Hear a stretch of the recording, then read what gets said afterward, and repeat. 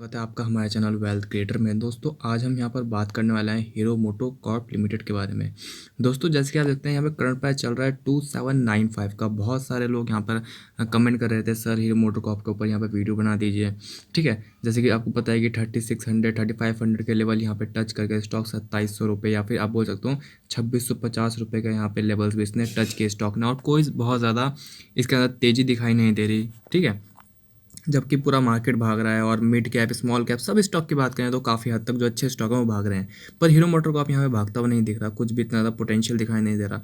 तो उसके पीछे रीजन क्या है दोस्तों, उसके ऊपर हम यहाँ पे बात करने वाले हैं। दोस्तों बिना देर करे शुरू करेंगे, पर उससे पहले कहना चाहूँगा चैनल को सब्सक्राइब नहीं तो प्लीज़ सब्सक्राइब कर लेना, साथ में बेल आइकन को यहाँ पे हिट कर देना। दोस्तों रिसेंटली हमने यहाँ पे वीडियो डाली थी उज्जीवन फाइनेंशियल सर्विसेज के बारे में, जिसमें आपको बताया था यहाँ पे और तेज़ी देखने को मिल सकती है। तो जैसे कि आपने देखा कि आज यहाँ पे तेज़ी देखने को मिली। उससे पहले हमने यहाँ पे वीडियो डाली थी एडवांस इंजाइम्स लिमिटेड के बारे में, 3 दिन पहले की बात है। तो आपको आज भी देखने को मिला कि एडवांस इंजाइम लिमिटेड यहाँ पे 14 से 15% ऊपर जाता हुआ नज़र आया।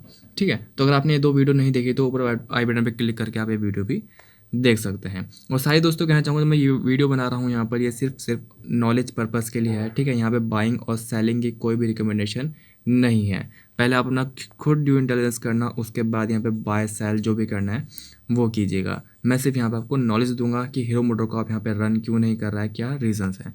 तो चलिए दोस्तों आगे बढ़ते हैं। सबसे पहले दोस्तों अगर हम यहाँ पे हीरो मोटर कॉर्प का यहाँ पर प्राइस की बात करें तो 2795 रुपये का प्राइस चल रहा है। अगर हम यहाँ पे पिछले 5 दिन की बात करें तो आप देखते हैं यहाँ पे ऑलमोस्ट स्टॉक फ्लैट दिखाई दे रहा है। पिछले 5 दिन में कोई भी यहाँ पे अप मूव या फिर डाउन मूव नहीं दिखाई दिया, फ्लैट ही स्टॉक देखने को मिला। एक महीने की दोस्तों यहाँ बात करें, एक महीने के अंदर सिर्फ और सिर्फ 2% रिटर्न, यहाँ बोल सकते हो कि यहाँ पे इसने कोई भी रिटर्न यहाँ पे प्रोवाइड नहीं किया पिछले एक महीने में। ठीक है दोस्तों, 6 महीने की बात करें तो 6 महीने के अंदर यहाँ पे 14.5% स्टॉक ऑलमोस्ट फ्लैट हो रखा है। वहीं दोस्तों अगर हम यहाँ पे एक साल की बात करें तो एक साल के अंदर भी यहाँ पे स्टॉक 7.5% तक 8% तक यहाँ पे फ्लैट दिखाई दे रहा है। ठीक है, और यहाँ पे दोस्तों अगर हम बात करते हैं 5 साल की तो आप सकते हैं 5 साल में भी स्टॉक के अंदर 22% तक की यहाँ पे गिरावट देखने को मिल रही है।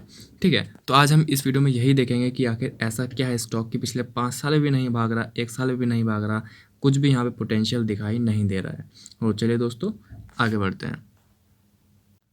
हालांकि दोस्तों यहाँ पे एक चीज़ मैं और दिखाना चाहूँगा आपको। आप यहाँ देखते हो इसने हाई लगाया था, यहाँ पे स्टॉक जो हाई पे यहाँ पे ट्रेड कर रहा था, तो यहाँ पे 4000 रुपये का हाई था स्टॉक का, जो कि 2017 में था। ठीक है, याद रखिएगा 4000 रुपये का हाई था 2017 में। और अगर हम इस बार की बात करें तो यहाँ पे जनवरी की अगर हम यहाँ बात करते हैं तो स्टॉक यहाँ पे 3500 रुपये के आसपास यहाँ पे ट्रेड करता हुआ नज़र आ रहा था, और जो कि 4000 का हाई तो इसने यहाँ पे दोबारा लगाया भी नहीं है, सिर्फ 3800 तक गया था। ठीक है, 4000 का हाई दोबारा लगाया भी नहीं है दोस्तों। तो दोस्तों अगर हम यहाँ पे फंडामेंटल की अगर पहले बात करें तो आप देखते हैं हीरो मोटो का, जैसे कि आपको पता है कि यहाँ पर मोटरसाइकिल कंपनी है, इंडिया की पहली मोटरसाइकिल कंपनी यही है हीरो मोटो कॉर्प। उसके बाद अगर हम यहाँ बात करें मार्केट कैप की तो 55,769 करोड़ की मार्केट कैप है, लार्ज कैप कंपनी है। ठीक है, स्टॉक का पी 17.9 का हो रखा है। स्टॉक यहाँ पे काफ़ी सस्ता मिल रहा है। अगर हम यहाँ पे कंपेयर करें इसके मीडियन पी रेशो से, इसका मीडियन पी यहाँ पे 19.6 का है, यानी कि इसका नॉर्मल जो पी रेशो होना चाहिए था 19.6 का होना चाहिए था, लेकिन फिलहाल स्टॉक कहाँ मिल रहा है 17 मिल रहा है, अपनी मीडियन पी से भी यहाँ पे नीचे मिल रहा है। डिविडेंड यील्ड दोस्तों यहाँ पे इसकी अच्छी है काफ़ी, 3.23% की है, ROC 24.2% की है, ROE 18.7% की है। दोस्तों मैन्युफैक्चरिंग कंपनी तो इसलिए यहाँ पे इसकी ROC और ROE जो है वो काफ़ी अच्छी मानी जाएगी। प्लस यहाँ पे डिविडेंड यील्ड 1% अबव मैं बोलता हूँ कि अच्छी होती है, तो यहाँ पे डिविडेंड यील्ड 3.23% है, तो 1% अबव है, तो यहाँ पे काफ़ी अच्छी दिखाई दे रही है। साथ ही पिछले एक साल के लो और हाई की बात करें तो देखते हैं यहाँ पे हाई बनाया था 3629 रुपीज़ का, और लो बनाया था 2636 रुपीज़ का, यानी कि अपने लो के आसपास ही ट्रेड कर रहा है, ऐसा नहीं है कि लो से बहुत ज़्यादा दूर है। ठीक है, इसके बाद दोस्तों हम इसकी बात करते हैं यहाँ पे रिजल्ट्स की। यहाँ पे आप दोस्तों देख सकते हैं कि इसके रिजल्ट की अगर हम बात करें, Q1 का रिजल्ट आया था यहाँ पे 5503 करोड़ की सेल्स की गई। ठीक है, जो कि पिछले क्वार्टर से कम थी। रीज़न क्या था कि यहाँ पे एक महीने का और लॉकडाउन देखने को मिला था कई जगह पे, कई स्टेट्स में, तो उससे काफ़ी असर देखने को मिला। हालांकि अगर हम कंपेयर करें पिछले साल से तो ईयर ऑन ईयर यहाँ पे काफ़ी अच्छी रही थी। 5503 की जगह देखते हैं पिछले साल 2969 करोड़ की यहाँ पे सेल्स की गई थी। तो यहाँ पे लगातार सेल बढ़ी, जून के बाद सितंबर फिर दिसंबर में यहाँ पे सेल बढ़ती नजर आई, उसके बाद गिरावट नजर आई 8690 5503, तो इस तरह से यहाँ पे सेल डिक्लाइन हुई। ठीक है, उसके बाद यहाँ पे अगर हम यहाँ पे प्रॉफिट की बात करें तो यहाँ पे प्रॉफिट जो हुआ 256 करोड़ का हुआ, इससे पहले 881 करोड़ का हुआ था। ठीक है, पिछले साल की बात करें 59 करोड़ का हुआ था। फिर यहाँ पे प्रॉफिट लगातार बढ़ा 958, 1019, उसके बाद फिर यहाँ पे डिक्लाइन गया है। ठीक है, डिक्लाइन जा रहा है। तो दोस्तों जैसे कि आप यहाँ पे देखते हैं कि यहाँ पे जून का जो देखने को मिला रिजल्ट, कि यहाँ पे जो सेल हुई काफ़ी कम हुई और जो प्रॉफिट हुआ वो भी as compare to quarter on quarter काफ़ी कम देखने को मिला।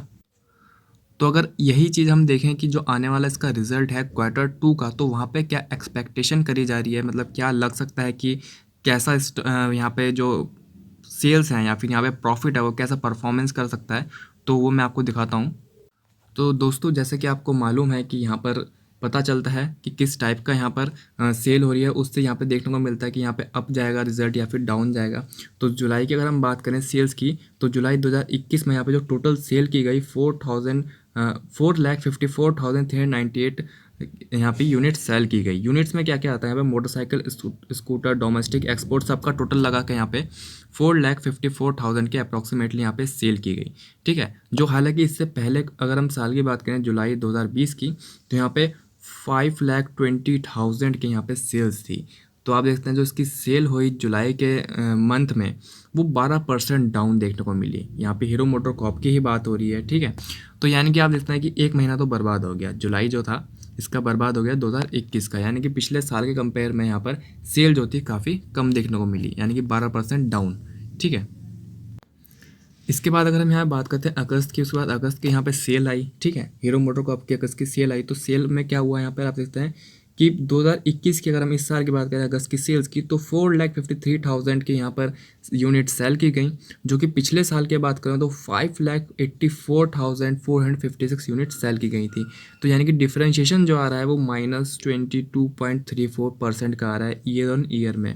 तो आपने देखा कि यहाँ पे जुलाई और अगस्त के दोनों महीनों में जो सेल थी वो डिक्लाइन रही as compare to previous year. तो आप देख सकते हैं कि यहाँ पे जो उसका रिजल्ट क्वार्टर 2 का यहाँ पे एक्सपेक्ट किया जाएगा, सब कुछ सेल पे डिपेंड करता है। तो जो क्वार्टर 2 का एक्सपेक्ट किया जाएगा वो यहाँ पर कम एक्सपेक्ट किया जा रहा है as compare to previous year. दोस्तों जैसा कि आप यहाँ पे देख सकते हैं कि यहाँ पे जो प्रीवियस ईयर सेल हुई थी, जो क्वार्टर 2 का रिजल्ट आया था 9,473 करोड़ की सेल हुई थी, तो वो यहाँ पे डिक्लाइन देखने को मिलेगी। हो सकता है क्वार्टर ऑन क्वार्टर अप चला जाए, पर ईयर ऑन ईयर यहाँ पे डाउन मिलेगा। और मैं आपको बता देता हूँ, आपने भी कई बार नोटिस किया होगा, ठीक है, कि अगर वाई में रिजल्ट में गिरावट देखने को मिलती है तो स्टॉक अक्सर टूटता हुआ या फिर आप बोल सकते हो करेक्शन में नज़र आता है।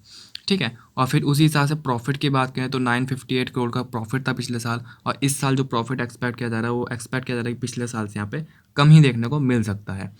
ठीक है, उसके बाद दोस्तों मैं यहाँ बात करता हूँ इसकी साल दर साल कैसी इसकी सेल रही। ठीक है, तो यहाँ पे आप देखते हैं कि साल दर साल की अगर बात करें 2014 में 25,000 करोड़ की कंपनी सेल कर रही थी। ठीक है, फिर 2015 में 27,000 करोड़ की करी, 2016 में 28 की करी, 2017 में 28,610 की करी। ठीक है, 18 की बात करें तो 32,458 की यहाँ पे सेल्स देखने को मिली। उसके बाद 2019 में डिक्लाइन गई, 2020 में भी डिक्लाइन गई, 2021 में भी यहाँ पे ऑलमोस्ट फ्लैट ही दिखाई दे रही है, कोई बहुत ज़्यादा आप बोल सकते हैं यहाँ पे ग्रोथ नहीं है। यहाँ पे देखते हैं 30,000 करोड़ की यहाँ पे सेल की गई, जो कि सेम एज़ कम्पेयर टू यहाँ पे बोल सकते हैं कि 2018 के आसपास या 2017 के आसपास जो सेलिंग चल रही थी 30,000 करोड़ की, वही यहाँ पे देखने को मिल रही है। तो देखो जब यहाँ पे जो इसकी सेल्स हैं वो नहीं बढ़ रही पिछले 5 साल में, तो स्टॉक क्या बढ़ेगा पिछले 5 साल में। ठीक है, सब कुछ डिपेंड नंबर्स पे ही करता है। जो लॉन्ग टर्म इन्वेस्टर है सब कुछ डिपेंड नंबर पे करता है। बाकी स्विंग ट्रेडर हो या फिर बोल सकते हैं यहाँ पे शॉर्ट टर्म ट्रेडर हो, उसके लिए यहाँ पे अलग फंडामेंटल्स या फिर अलग टेक्निकल्स यूज़ किए जाते हैं। अगर मैं यहाँ पे प्रॉफिट की बात करूँ तो आप देखते हैं यहाँ पे प्रॉफिट भी आप देखते हैं कि यहाँ पर 2100 करोड़ से 2300 करोड़, 3100 करोड़, 3500 करोड़, 3700 करोड़ तक यहाँ पे प्रॉफिट गया था। और देखो 3700 करोड़ यहाँ पे प्रॉफिट जा रहा था तो स्टॉक भी तो 4,000 पे ट्रेड कर रहा था। ठीक है, 4,000 पे ट्रेड कर रहा था जब प्रॉफिट इतना था। उसके बाद प्रॉफिट डिक्लाइन हुआ, फिर थोड़ा यहाँ पे बढ़ता हुआ दिखा, फिर और ज़्यादा डिक्लाइन हो गया। ठीक है, और ऊपर से मैंने आपको दिखाया कि यहाँ पे सेल भी डिक्लाइन हुई थी, जैसे कि मैंने आपको दिखाया यहाँ पर ऊपर आप देखते हैं कि 29,000 करोड़ की सेल हुई थी एज़ कम्पेयर टू 33,000 करोड़। ठीक है, यहाँ देखिए इनमें, ठीक है, यहाँ पे सेल डिक्लाइन हुई, प्रॉफिट भले ही बढ़ा पर सेल डिक्लाइन हुई थी। तो सेल कम हो रही है या फिर प्रॉफिट कम हो रहा है, दोनों चीज़ें इंपैक्ट मारती हैं यहाँ पर स्टॉक के प्राइजेस पे। तो तभी यहाँ पे 2017-2018 में स्टॉक अच्छा दिख रहा था, पर यहाँ पे आज की बात करें तो वही लेवल यहाँ पे वापस देखने को मिल रहे हैं। क्यों? क्योंकि नंबर्स में कोई बहुत तेज़ी नहीं है, यहाँ पे नंबर्स ऑलमोस्ट ही यहाँ पे आसपास ही दिखाई देते हैं। ठीक है, 3,000 करोड़ का प्रॉफिट, यहाँ पे बोल सकते हो आप 3,000 करोड़ का प्रॉफिट, 3700 करोड़ का प्रॉफिट, 3600 करोड़ का प्रॉफिट। तो जब यहाँ पे प्रॉफिट नहीं बढ़ रहा, सेल नहीं बढ़ रही, तो यहाँ पे कोई स्टॉक प्राइसेस बहुत ज़्यादा अप देखने को नहीं मिलेगा। ठीक है, उसके बाद दोस्तों यहाँ पे आप देखते हैं कि स्टॉक प्राइसेस की अगर मैं यहाँ पे आपको CAGR भी दिखा दूँ तो -5, -4, -7% का रहा। ठीक है, उसके बाद अगर मैं यहाँ बैलेंस शीट की बात करूँ तो यहाँ पर बैलेंस शीट के अंदर रिजर्व जो है 15,376 करोड़ का यहाँ पे रिजर्व है, और जो बोरोइंग है 584 करोड़ की यहाँ पे बोरोइंग है। तो बोरोइंग यहाँ पे नेग्लिजिबल है और रिजर्व जो है काफ़ी अच्छा देखने को मिल रहा है। तो इससे एक चीज़ क्लियर हो जाती है कि देखो इन फ्यूचर या फिर कुछ महीनों बाद या कुछ साल बाद अगर यहाँ पे इलेक्ट्रिक व्हीकल का जोर रहा, अच्छी खासी इलेक्ट्रिक व्हीकल रन कर गई, तो यहाँ पे इसके बाद इतना रिजर्व है कि अच्छे से बेहतरीन यहाँ पर और भी ज़्यादा बेहतरीन यहाँ पे व्हीकल्स ला सकता है, चाहे इलेक्ट्रिक हो या कुछ भी हो। जिसके पास पैसा है वही आगे काम कर सकता है, वही कुछ नया डेवलप कर सकता है। तो एक चीज़ क्लियर है कि इसके पास पैसा तो है, ये कुछ नया कर सकता है। ठीक है, उसके बाद फिक्स एसेट के जो यहाँ पर फिक्स एसेट की बात करूँ, फिक्स एसेट यहाँ पे 6,380 करोड़ के हैं, जो कि यहाँ पर 2,247 करोड़ के थे। तो आपने यहाँ पे एक चीज़ और क्लियर हो गई कि यहाँ पे देखो फिक्स एसेट बढ़ रहे हैं। उसके बाद CWIP भी यहाँ पे बढ़ रहा है, 495 करोड़ का है, यानी कि ये भी कुछ महीनों बाद जब पूरा हो जाएगा कंस्ट्रक्शन इसके अंदर ऐड हो जाएगा। तो देखो जब फिक्स एसेट बढ़ रहे हैं, रिजर्व अच्छा खासा है, बोरोइंग नहीं है, तो यहाँ पे एक चीज़ क्लियर हो जाती है कि प्रोडक्शन बढ़ेगा तो सेल बढ़ेगी, सेल बढ़ेगा तो यहाँ पे प्रॉफिट बढ़ेगा। तो यहाँ पे कंपनी कुछ साल आगे की बात करता हूँ, 1 साल आगे की बात करूँ, 2 साल आगे की बात करूँ, तो तब ये यहाँ पे सेल्स या फिर प्रॉफिट अब जाता हुआ दिखाई दे सकता है। लेकिन इन शॉर्ट टर्म की यहाँ पे हम कुछ कह नहीं सकते। उसके बाद यहाँ पे अगर कैश फ्लो की बात करें तो कैश फ्लो भी कंपनी का पॉजिटिव में रहता है, 4,000 5,000 करोड़। तो ये भी एक प्लस पॉइंट है कि कैश की कोई दिक्कत नहीं है। ठीक है, उसके बाद अगर डेप्टर डेज हों, डेप्टर डेज भी कोई बहुत ज़्यादा नहीं है, 27, 19, 29। ठीक है, ये भी एक ठीक चीज़ है। शेयर होल्डिंग पैटर्न भी कोई यहाँ पे कमी नहीं है। प्रमोटर की होल्डिंग 34 की है, भले ही यहाँ पे कम दिखाई दे रही है 34 35, पर नीचे देखोगे तो FI की 35 के अप्रॉक्सीमेटली है, DI की 20% के अप्रॉक्सीमेटली है, पब्लिक पास 10 है। तो यानी कि घुमा फिरा के 90% तो प्रमोटर FI और DI के पास ही हो जाती है। तो वो भी यहाँ पे सेफ है, बिल्कुल शेयर होल्डिंग पैटर्न बिल्कुल सेफ दिखाई दे रहा है। तो यहाँ पे दोस्तों अगर मैं यहाँ पे इन्वेस्टमेंट करता तो मैं यहाँ पे सिर्फ यही करता कि लॉन्ग टर्म के लिए इन्वेस्टमेंट करता। ठीक है, पहली बात तो लॉन्ग टर्म के इन्वेस्टमेंट करूँगा, और दूसरी बात यहाँ पे इन्वेस्टमेंट करूँगा तो कुछ चीज़ों को देख के करूँगा। पहला यहाँ पे देखो रिजर्व अच्छा है, बोरोइंग कम है। दूसरा यहाँ पे जो फिक्स एसेट हैं वो लगातार बढ़ रहे हैं। ठीक है, जिस तरह से इलेक्ट्रिक व्हीकल्स का यहाँ पे क्रेज़ बढ़ रहा है, तो ऐसा नहीं है कि हीरो मोटोकॉर्प पीछे रहेगा। क्यों? जिसके पास पैसा है वही आगे काम कर सकता है। ठीक है, यहाँ पे होल्डिंग में भी कोई दिक्कत नहीं है, होल्डिंग भी अच्छे स्ट्रॉन्ग हैंड्स में दिखाई दे रही है। तो ये कुछ प्लस पॉइंट्स हैं जो कि यहाँ पे मेरे को दिखाई दे रहे हैं कि लॉन्ग टर्म की इन्वेस्टमेंट के लिए बहुत अच्छा स्टॉक है। क्या करूँगा कि यहाँ पे बाय ऑन डिप करूँगा, जितना नीचे यहाँ पे मिल सके उतना नीचे यहाँ बाय करने की मैं कोशिश करूँगा। मेरी तरफ से कोई बाय सेल की रिकमेंडेशन नहीं है, आप एक बार अपना ड्यू डिलिजेंस दोस्तों ज़रूर कर लीजिएगा। थोड़ा सा मैं दोस्तों टेक्निकल की तरफ भी चलते हैं, थोड़ा सा चार्ट भी देख लेते हैं। इसके बाद दोस्तों मैं चार्ट पर, और आप देखते हैं करंट प्राइस 2795 का चल रहा है। इसका 200 DMA की अगर हम बात करें तो 2900 का है। यहाँ पर मनी फ्लो की बात करें तो 64 का है। तो यहाँ पे कोई ऐसा नहीं है कि स्टॉक यहाँ पे अप नहीं जा सकता फिर डाउन नहीं जा सकता, क्योंकि यहाँ पे देखते हैं 64 का है। कोई ओवरबाउट या फिर ओवरसोल्ड के अंदर यहाँ पे कैटेगरी के अंदर दिखाई नहीं दे रहा इसका मनी फ्लो। ठीक है, साथ ही अगर मैं यहाँ पे इसके रेजिस्टेंस की बात करूँ तो यहाँ पे स्टॉक जो है अपने रेजिस्टेंस पर ही यहाँ पर ट्रेड करता हुआ नज़र आ रहा है। आप देखते हैं कि ये इसका रेजिस्टेंस था रिसेंटली, और वहाँ से स्टॉक करेक्शन आया। फिलहाल अगर मैं यहाँ पे बात करूँ तो इसका रेजिस्टेंस किस तरह से यहाँ पे दिखाई दे रहा है, तो आप देखते हैं कि एक तो छोटा रेजिस्टेंस है। ठीक है, आप ये देखिए कैंडल यहाँ बनी थी, यहाँ पे रेजिस्टेंस लिया था इसने। इससे पहले की अगर मैं यहाँ पे बात करता हूँ तो यहाँ पे थोड़ा चलते हैं, आप देख सकते हैं कि मैं थोड़ा सा आपको जूम करके दिखा देता हूँ। यहाँ पे आप देखिए कि यहाँ पे जो ये ट्रेडिंग चल रही है इसकी इस नंबर्स पे, तो ये इससे पहले इसका यहाँ पे सपोर्ट हुआ करता है। 2021 मार्च की अगर हम बात करें तो ये सपोर्ट था, और यही सपोर्ट फिलहाल रेजिस्टेंस की तरह यहाँ पर काम कर रहा है। ठीक है, जैसे ये इस रेजिस्टेंस को तोड़ेगा उसके बाद यहाँ पर ऊपर जाने की उम्मीद है।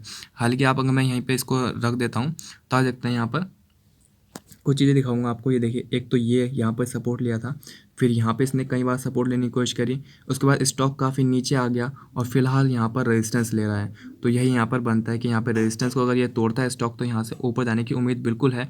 लेकिन अगर रेजिस्टेंस नहीं तोड़ पाता है, स्टॉक नीचे आता है, तो सब कुछ इसका बहुत ही अच्छा सपोर्ट यही है, 2600 2650 रुपये का अप्रॉक्सीमेट का यहाँ पर सपोर्ट बना हुआ है। ठीक है, अगर यहाँ पे इस रेजिस्टेंस को तोड़ देता है जो यहाँ पे इसका फिलहाल का बना है, तो उसके बाद सेकंड जो रेजिस्टेंस निकल के आता है वो इसका निकल के आता है ये वाला। मैं आपको दिखा देता हूँ कि ये आएगा 2800 ₹2850 अप्रॉक्सीमेटली आएगा 2850 के अप्रॉक्सीमेटली। ठीक है, उसके बाद कोई छोटा रेजिस्टेंस आसपास दिखाई नहीं दे रहा यहाँ पर। उसके बाद यहाँ पे रेजिस्टेंस आता है इससे ऊपर का 2850 के बाद 3000 का, यहाँ पे 3050 का रेजिस्टेंस है। ठीक है, उसके बाद स्टॉक नहीं रुकेगा, उसके बाद स्टॉक अपना हाई टच करेगा। ठीक है, तो यहाँ पे देख सकते हैं आप इसका हाई कितना है 3600 का अप्रॉक्सीमेटली। तो यहाँ पे आप देखते हैं कि 3 रेजिस्टेंस दिखाई दे रहे हैं। अगर ये इन तीनों को तोड़ता है तो यहाँ से स्टॉक ऊपर जाने की उम्मीद है और अपने हाई पे भी यहाँ पे ट्रेड करता हुआ नजर आएगा। लेकिन फिलहाल अगर रिजल्ट्स वगैरह की बात करें तो इतना ज़्यादा पोटेंशियल नहीं है कि जिस तरह से सेल्स हो रही हैं या फिर कुछ भी हो रहा है उस हिसाब से इतना ज़्यादा पोटेंशियल नहीं है। तो मैं क्या करूँगा यहाँ पे, या फिर कि यहाँ पर नीचे जितना भी हो सकता है बाय ऑन डिप कर सकते हैं। फिलहाल यहाँ पे जो प्राइस चल रहा है करंट प्राइस, यहाँ पे बाय कर सकता हूँ। ठीक है, और उसके बाद जो सपोर्ट निकल के आता है 2650 का, वहाँ पे और ज़्यादा बाइंग कर सकता हूँ। क्यों? क्योंकि मैं आज या फिर कल की बात नहीं कर रहा, मैं कर रहा हूँ थोड़ा लॉन्ग टर्म की बात, क्योंकि कंपनी के पास ऐसा पैसा वगैरह है भी है आगे काम करने के लिए, बहुत कुछ है। ठीक है, तो इन फ्यूचर ये काफ़ी अच्छा परफॉर्म कर सकती है। ठीक है, इसलिए इसके जो सपोर्ट्स हैं वहाँ पे मैं बाय करने की यहाँ पे कोशिश करूँगा और साथ ही इसको लॉन्ग टर्म के लिए छोड़ दूंगा। शॉर्ट टर्म की यहाँ पे कोई बहुत ज़्यादा उम्मीद दिखाई नहीं दे रही है। ठीक है, तो फिर आगे इतना ही। वीडियो कैसे लगी? अगर दोस्तों अच्छी लगी हो तो लाइक कर देना और चैनल को सब्सक्राइब भी ज़रूर कर देना। मिलते हैं जल्दी दोस्तों अगली वीडियो में।